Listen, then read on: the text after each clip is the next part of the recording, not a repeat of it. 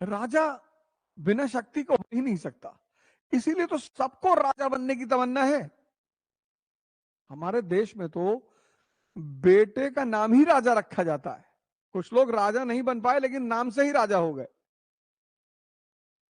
राजा मतलब शक्ति, और शक्ति मतलब एंजॉयमेंट। बिना शक्ति का राजा हो ही नहीं सकता, संभव ही नहीं। ये जो आईएएस की दौड़ है, यूपीएससी की दौड़ है, शक्ति से जुड़ी हुई है। नौकरी अगर करनी है तो वो तो बैंक में भी है, पोस्ट ऑफिस में भी है। और जितने लोग आईएएस का एग्जाम देते हैं, अब उसमें बहुत सारी सर्विसेज है, ऑल इंडिया सर्विस है, सेंट्रल सर्विस है, ग्रुप सी सर्विसेज हैं, लेकिन पहला प्रेफरेंस ऑलमोस्ट हर आदमी का, अपवाद हो सकता है, लेकिन पहला प्रेफरेंस ऑलमोस्ट हर आदमी का आईएएस, आईपीएस। राजा यानी शक्ति। मैंने कहा राजा के लिए नैतिक होना संभव नहीं है। क्यों? मैंने ये नहीं कहा कि राजा नैतिक नहीं होता, मैंने कहा राजा के लिए संभव होना शक्ति नहीं, संभव नहीं है। क्योंकि मनुष्य शक्ति भोग करने के लिए ही चाहता है, सब। इसलिए आप जब किसी चीज का इंटरव्यू देने आते हो, सेना का, सीडीएस का, एनडीए का, आईएएस का, और अगर आप ये जवाब देते हो कि आप सेवा इसलिए ज्वाइन करना चाहते हो क्योंकि आपको सेवा करनी है, तो अगले आदमी का मन करता है कि आपका बाल पकड़ के लड़ा दे दीवार में। आईएएस बन के सेवा करोगे, समाज कल्याण, वो तो वैसे भी होगा, राज्य कर ही रहा है। राजा यानी शक्ति, शक्ति यानी भोग। इसलिए जब गरीब आदमी नैतिक होता है, उसके पास कोई रास्ता ही नहीं।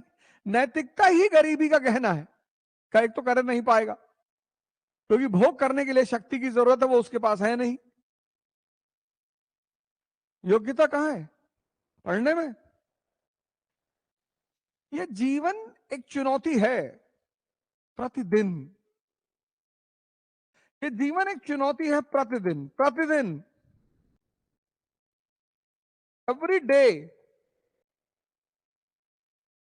Life is a challenge, every day.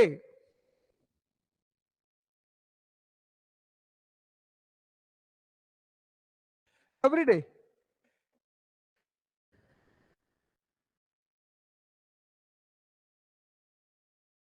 जीवन का एक अहम हिस्सा है प्रेशर, होता ही है।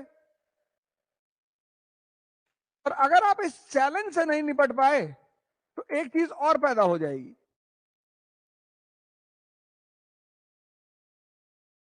प्रेशर नहीं तो आप कुछ कर ही नहीं पाएंगे। तो जीवन का एक अहम हिस्सा है प्रेशर। उस प्रेशर के साथ एक और चीज पैदा हो जाएगी अगर आप इसे नहीं हैंडल कर पाए तो।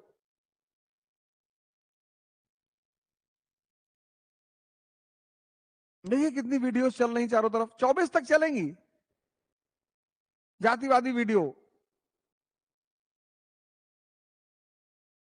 बाहर अगर आप रील्स देखें तो ऐसा लगेगा कि हाहाकार मचा हुआ है, अब कुछ बचेगा नहीं, सब खत्म। और कितने लोग हैं जो इससे आहत होते होंगे। और आजकल रील तो सभी देख रहे हैं, और जिसने भी देखा कि उसके जाति के आदमी को गाली दी जा रही है, उसके जाति के आदर्श को गाली दी जा रही है, स्ट्रेस बढ़ गया। प्रेशर तो नेचुरल है, जिसको महत्वाकांक्षा है उसके पास प्रेशर तो होगा ही होगा, वो उससे तो बच ही नहीं सकते, संभावना ही नहीं। लेकिन ये जो प्रतिदिन चुनौतियां हैं,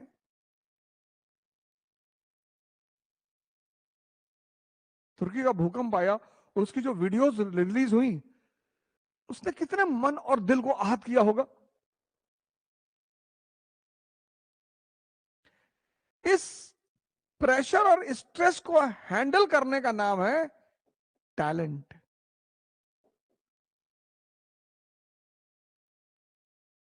पर तो सभी ले। इस प्रेशर और स्ट्रेस को हैंडल करने का नाम है टैलेंट। इसलिए तो मैंने आपसे कहा कि डायरी बनाना है, शेड्यूल पे नजर रखना है डेली। 90% केसेस में टूट जाएगा,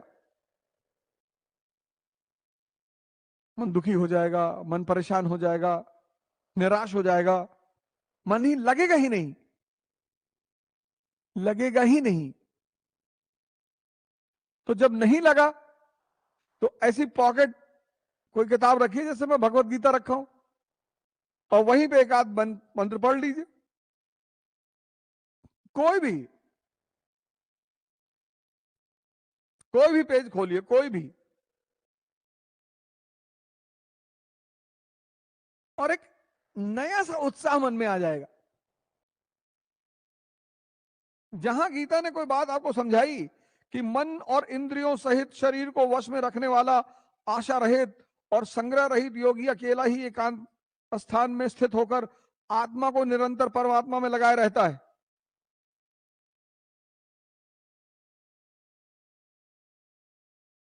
बोला सब माया है, सब खेल चल रहा है ये। इसलिए जब 1 अरब 50 करोड़ की भीड़ में कोई आदमी आईएएस बनता है तो वो बहुत बड़ी उपलब्धि होती है, बहुत बड़ी। और उसपे से अगर वो सामान्य घर का है तो और बड़ी उपलब्धि, और उसमें से अगर वो स्त्री है। आज आप भी तो राजा बनना चाहते हो, आपके सामने क्या क्या चुनौतियां हैं, एक डायरी में लिख लो। तभी तो मैंने कहा डायरी बनाओ। डायरी आपको डिसिप्लिन करेगी और डायरी आपको समाधान देगी। लिखो क्या क्या चुनौतियां, और नए खतरों को मत पैदा करो। दोस्ती संबंध बनाने का नशा, लाइक का नशा, please like and subscribe, please like and subscribe. एक एक व्यक्ति के पास 50-50 व्हाट्सएप ग्रुप है। सबसे खतरनाक चीज आज की डेट में व्हाट्सएप। भीम की सेना, परशुराम की सेना, राणा सांगा की सेना, सबका ग्रुप बना है, और उसके मैसेजेस देखिए, आप मानसिक रूप से खोखला हो जाएंगे। खत्म। आज के इस दौर में सबसे बड़ी चुनौती है खुद को संभाल कर रखना। ना हिंदू चुनौती है, ना मुसलमान है, ना दलित है, ना ब्राह्मण है। आज के दौर में सबसे बड़ी चुनौती है खुद को संभाल कर रखना। और जो चुनौतियों का उचित समाधान निकालेगा वो राजा बनेगा। तो राजा कौन? जो चुनौती को समझे और उसके लिए उचित समाधान दे सके। न्यूज़पेपर चुनौती, समाज चुनौती। आप देखो आपके सामने कितनी चुनौतियां हैं, और जो इन चुनौतियों का समाधान अच्छा निकालेगा वही तो अच्छा शहर चलाएगा। आम आदमी, उसके लिए सब कुछ परेशानी है, संकट है, दर्द है, कष्ट है।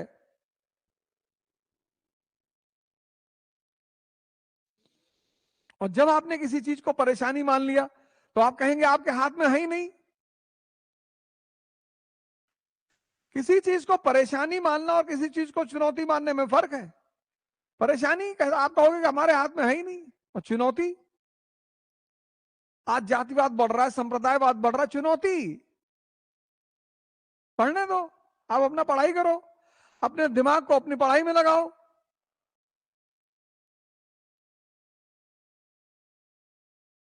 राजा कौन?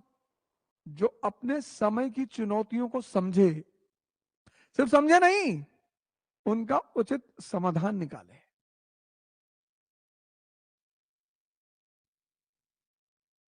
तो 4 शपथ लेनी है कि मैं ध्यान करूंगा, मैं योग करूंगा, मैं पढ़ाई करूंगा, और मैं अपने माता पिता का सम्मान करूंगा। ये 4 शपथ लेनी है प्रतिदिन। मार्च की शुरुआत से योग और ध्यान भी शुरू हो जाएगा। मैं 1 घंटा बढ़ा भी दूंगा जरूरत अगर पड़ी तो, वरना 1 घंटा योग और ध्यान, 1 घंटा पढ़ाई।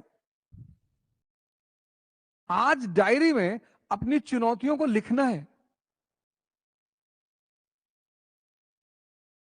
क्लास खत्म होने के बाद माता पिता का सब आशीर्वाद लेना, बहुत बड़ी चीज है आशीर्वाद।